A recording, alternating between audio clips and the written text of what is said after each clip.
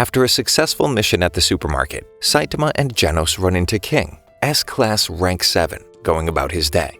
A monster, tongue stretcher, can't camouflage his undesirable behavior. That is, until he's face to face with King. Afraid of getting the licking of his lifetime, he surrenders immediately to the strongest human alive when the sound of the King engine rattles his reptile brain. Relieved to avoid conflict, King tries to continue on with his day when he's confronted by G4, a robot bent on taking the throne. But King turns his attention to one of porcelain. G4 caves, giving him a 10-minute bathroom break before he attacks innocent civilians. King starts freaking out, almost scaring the otaku out of him. He's a fraud. Every time a monster shows up, someone else takes care of it, and everyone gives him credit.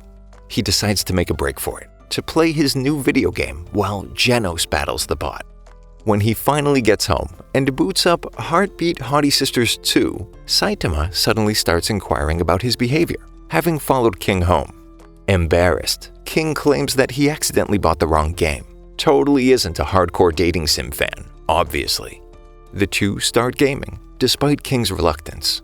Suddenly, a giant bird destroys the outer wall of King's apartment. When Saitama wonders if he should take care of it, King's secret is finally exposed. Looks like he'll be eating crow for dinner. After Saitama defeats the hollow-boned horror, to his chagrin, King realizes it's been him. No hair, all skin, the smooth-headed caper, his savior. All the way back to his octopus encounter, which left an ocular scar. He's been there. Albeit the failure of his follicles made recognizing his dome a hairy endeavor.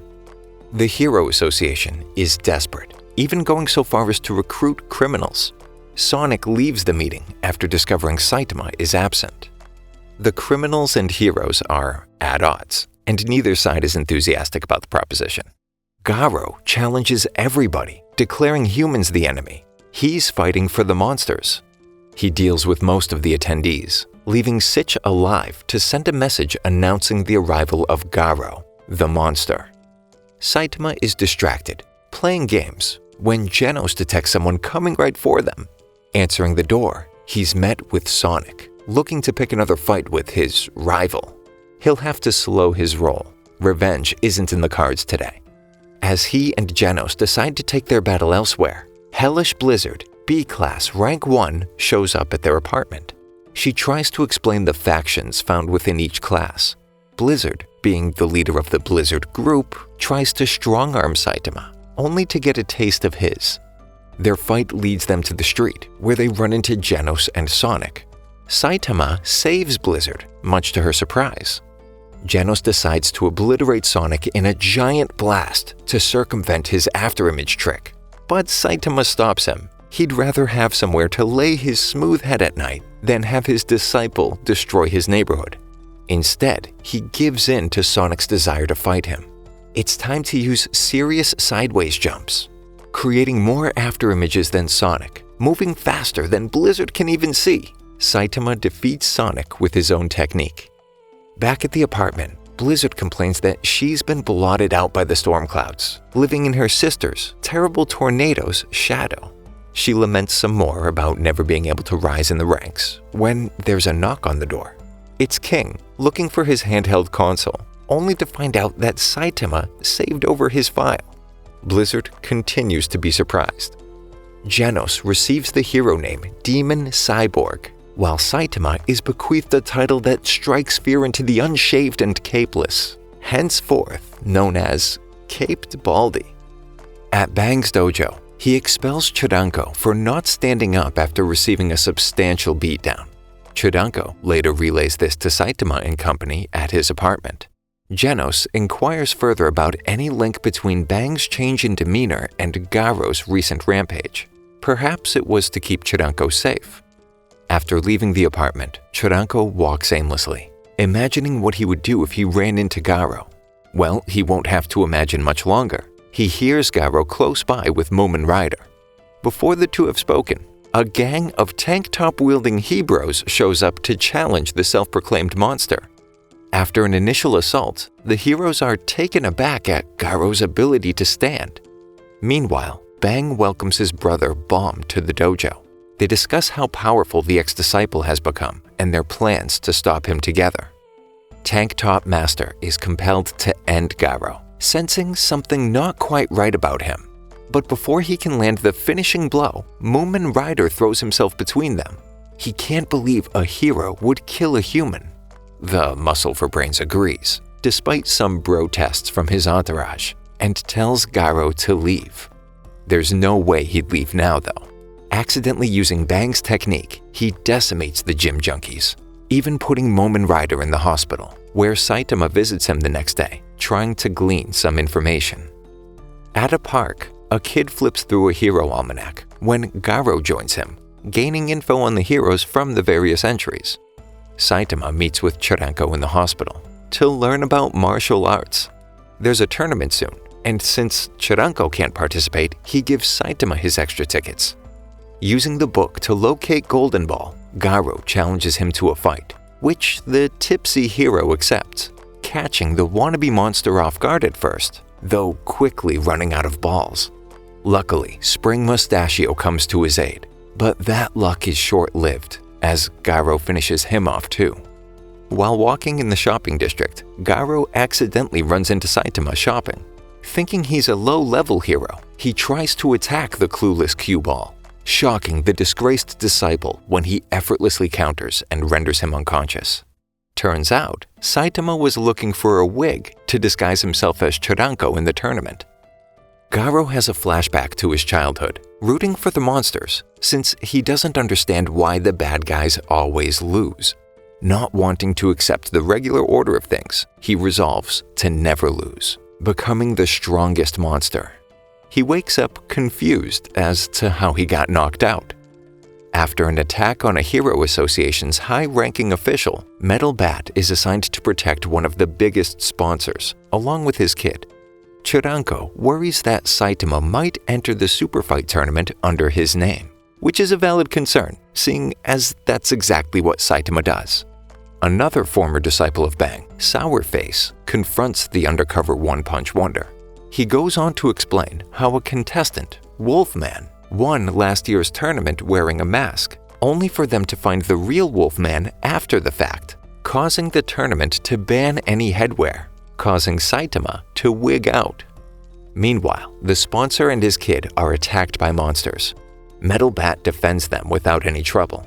That is, until a dragon-level threat sent to Choro appears. Two low-ranking heroes grab the two civilians and book it, leaving the slugger alone, when Garo shows up. Ignoring his challenge at first, Metal Bat decides to play ball. Garo can't believe how much of a beating the baseball hero can endure. After knocking him down, Garo admits he almost got him. One head-on strike could have.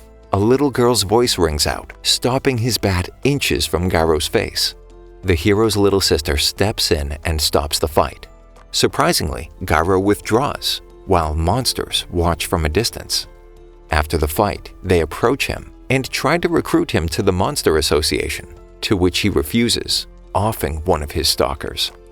The Hero Association is overwhelmed as monsters appear in large numbers in every city. At the tournament, Saitama learns that the pairings are based on apparent strength.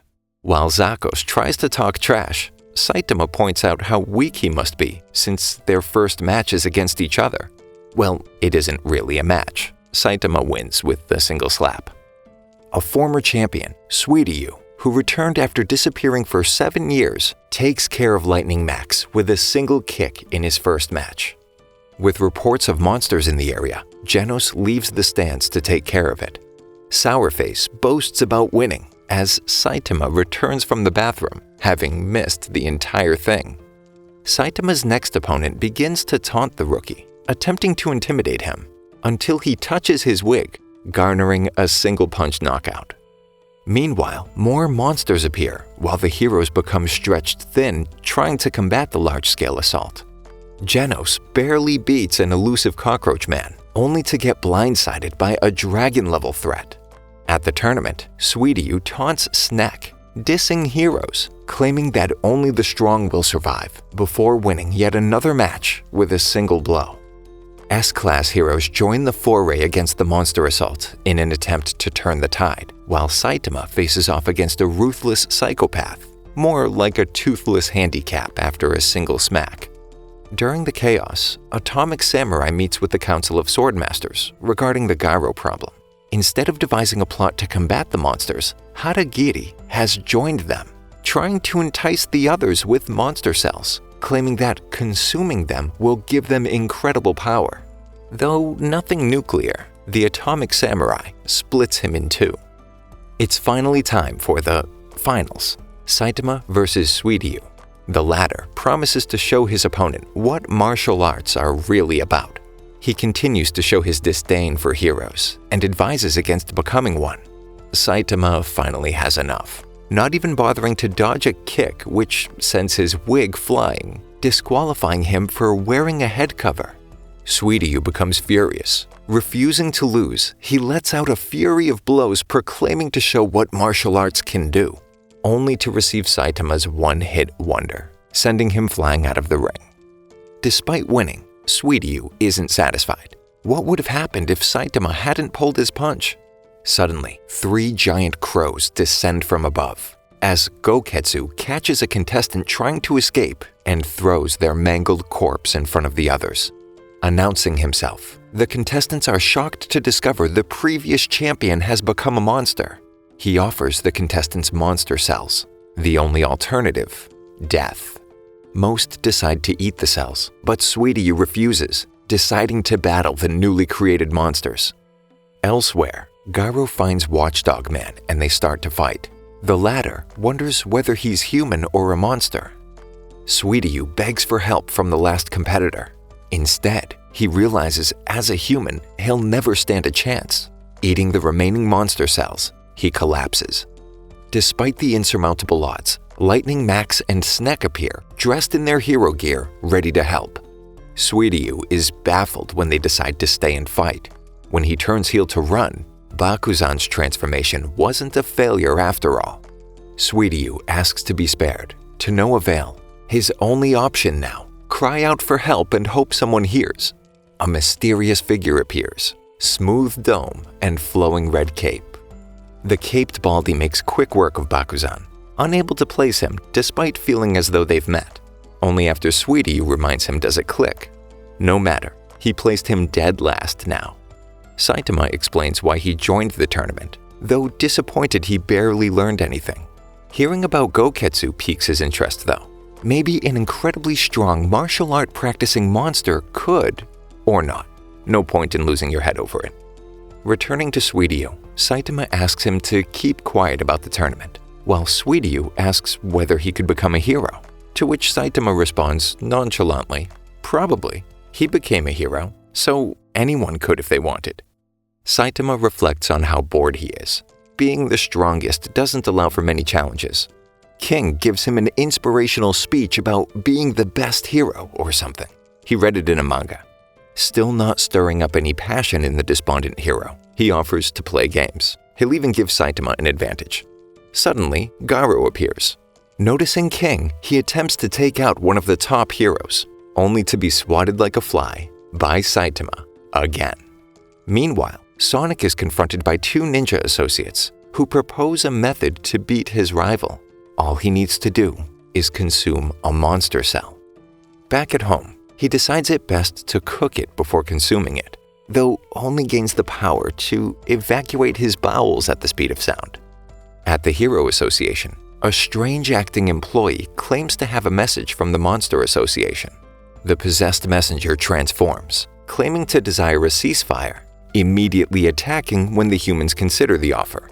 They are preparing for war. After Garo comes to, he sees Death Gatling, but decides to retreat and rest up before continuing his hero hunt. The kid with the almanac is sent by his friends to clear out the building they play in, only to stumble upon the wounded monster wannabe. Before he's able to leave, a couple of lower-ranking heroes surround the building. He takes one last look at the book and confronts the hunting party. Using the information available regarding their moves and equipment, he targets the one hero who isn't mentioned, keeping his distance. Garo tries to discount their hero ranks. Anything below S-Class is a joke. Death Gatling agrees.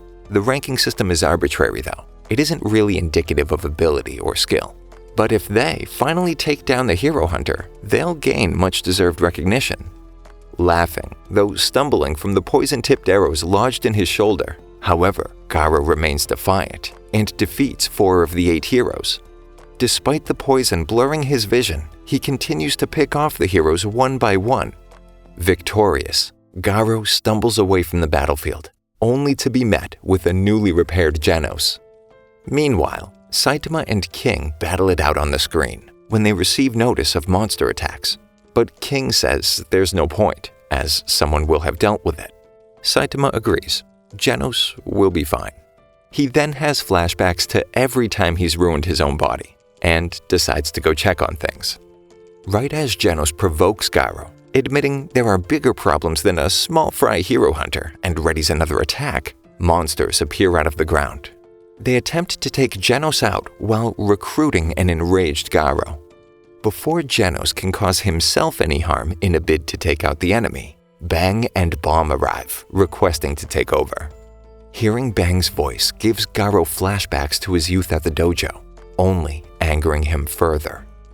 Using Bang's own style against him is futile. His only chance is to use unexpected means to gain the upper hand. Using Watchdog Man's style confuses the heroes long enough to avoid taking even more damage. Phoenix Man continues to watch from above, waiting for his chance to grab Garo and escape, summoning Sentachuro, who emerges from below. Genos jumps into action, giving it everything he's got. It's not enough. Bang and Bomb combine their styles, attacking the monster's head, but the giant merely sheds its exoskeleton, barely taking any damage.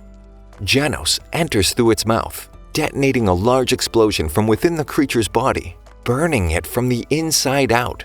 But it's still not enough. Suddenly, they hear King's voice through a megaphone, claiming that the #1 hero, Blast, is there to face off against Sentachuro, having knowledge about the monster's grudge. The monster takes the bait, diving headfirst towards a defenseless King, waiting for Saitama to step in. At the last second, the bald wonder takes a crack at the enormous flying bug's face, absolutely obliterating the insect, like it was nothing. Genos asks his master what he still lacks, and thanks him vehemently when Saitama simply answers, power, worrying King. Nobody can live up to the Caped Baldy. Thank you for sticking until the end. Subscribe for more videos like this.